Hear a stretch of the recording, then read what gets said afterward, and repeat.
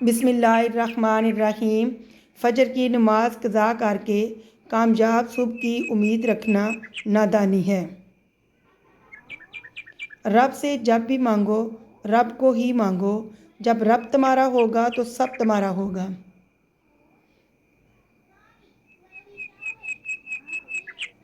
شکر ہے خدا کا، امتی ہوں مصطفیٰ کا۔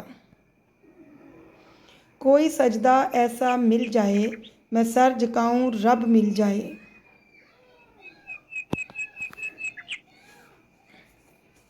اللہ کا قرب پا لینا ایسی منزل ہے جس کے بعد کوئی منزل نہیں۔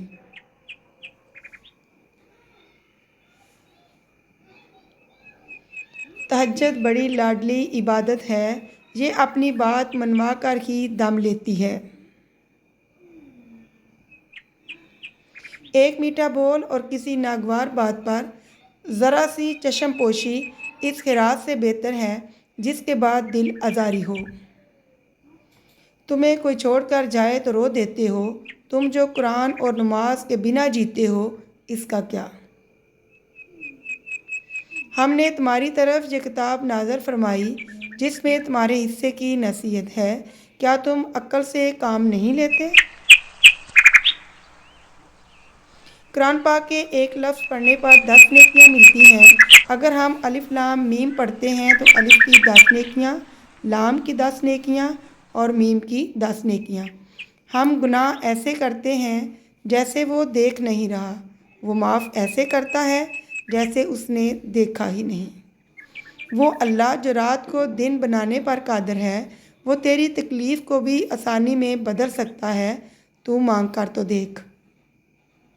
اگر آپ کے ساتھ ناانصافی اور زیادتی کی حد ہو جائے تو صرف اتنا سوچ کر خاموش ہو جانا کہ جو ذات اوپر بیٹھی ہے وہ بہت بے نیاز ہے۔